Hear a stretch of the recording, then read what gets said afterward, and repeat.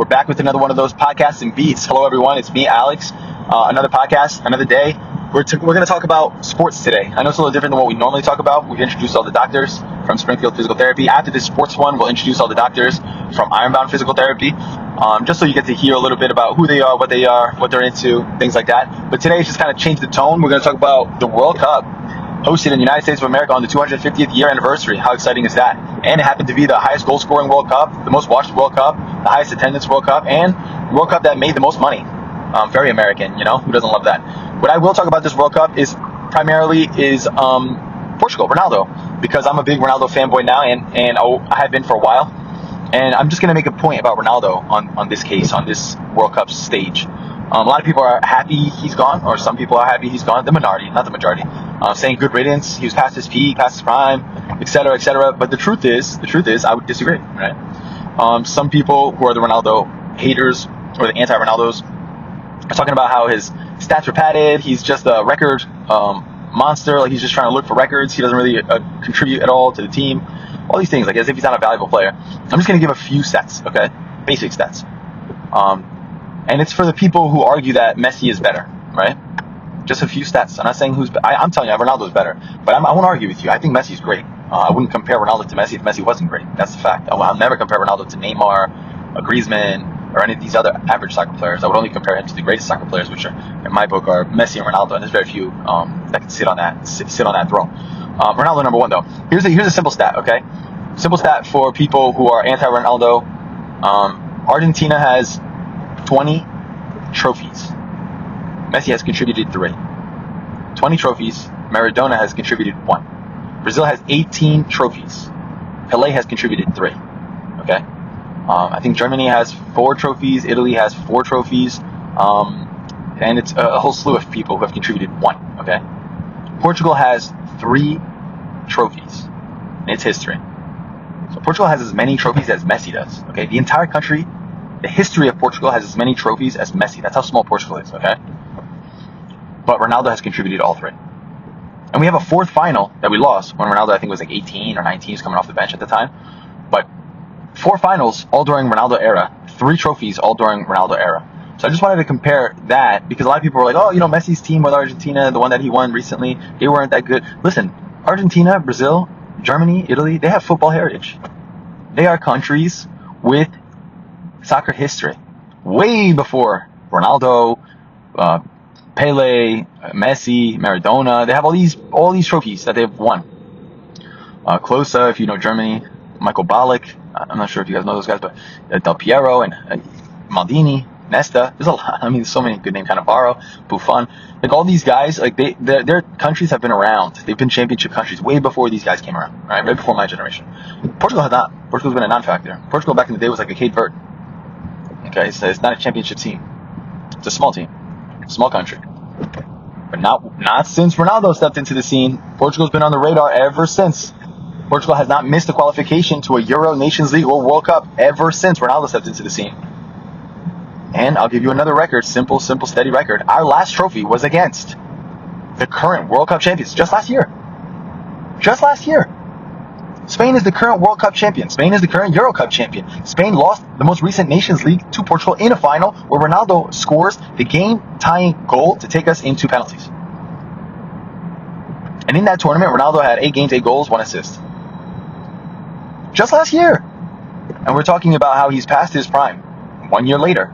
And I don't blame you guys. I understand the Ronaldo haters. Ronaldo has either embarrassed one of your teams, scored on one of your teams, made possible a debate against one of your favorite players. Let's say you're a Messi fan. He's the only one standing in the way of Messi being called the GOAT indefinitely, right? Without argument.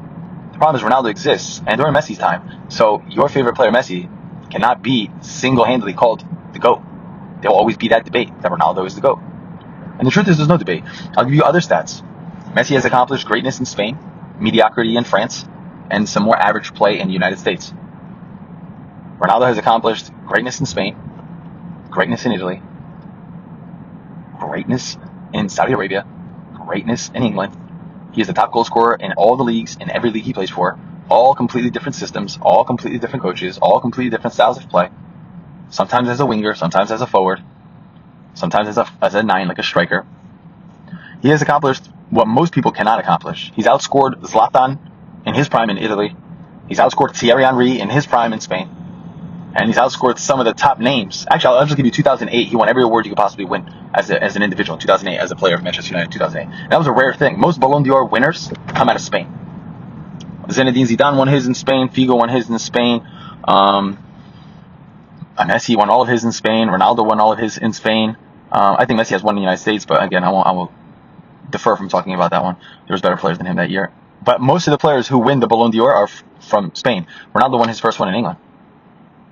Yep. That same year, he got transferred to Real Madrid.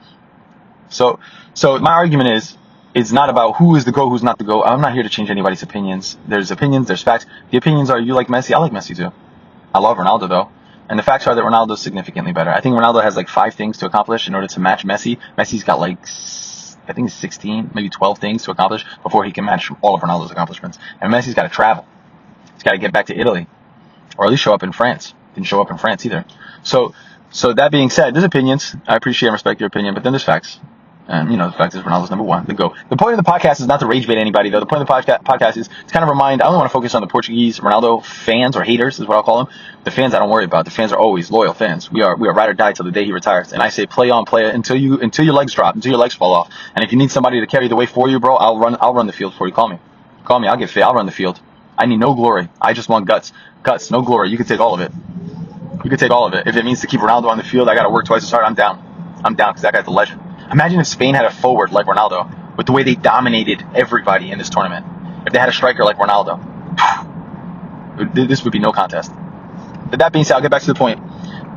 It's for the Portuguese non-Ronaldo lovers, right? Embrace him. He's got maybe another Euro, maybe another Nations League or 2 in him. Embrace him. Hug him. Kiss him.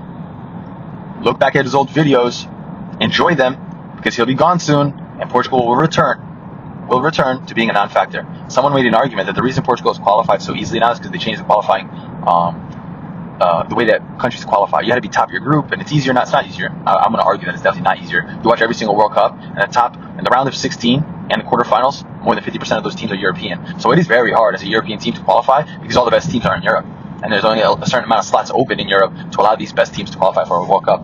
You watch any World Cup, round 16, semifinal, quarterfinal, final, it's always a European team there, and majority European. It's very, very, very heavy-handed. So the hardest league, and you do a Euro Cup, and you're weeding out all the African teams, all the Asian teams, all the South American teams.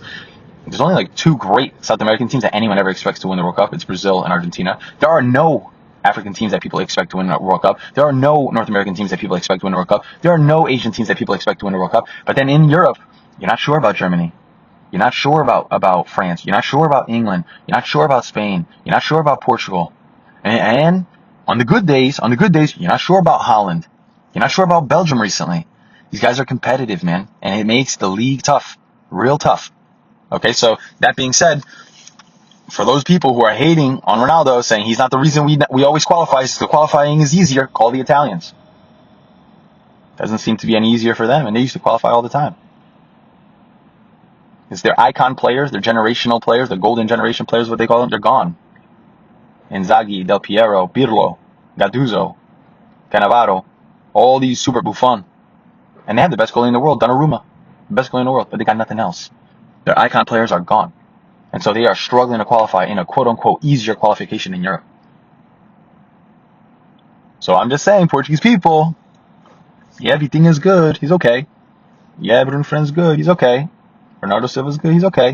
They're also older. They ain't that young. And they're not as fit as Ronaldo. They never hit the gym. Bernardo Silva doesn't even look like he lifts the gallon of milk to pour into his cereal. Looks like he has somebody who does it for him. These guys are frail, man. They're tiny little boys. The only big body man on that team is Rafael Leão, and nobody even wants him. He's asked to be sold, and nobody's even made an offer. No one's interested. So physically, you got some old cats on that team that need to be replaced, and the new guys aren't that special.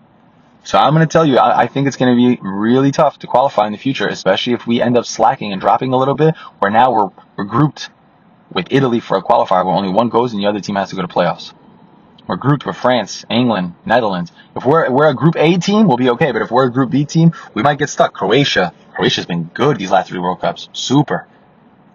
All right, so Just reminding all the Portuguese people out there, enjoy it, enjoy it. You've spent a lot of time hating it. Enjoy it now, the last year or two. Honor the guy.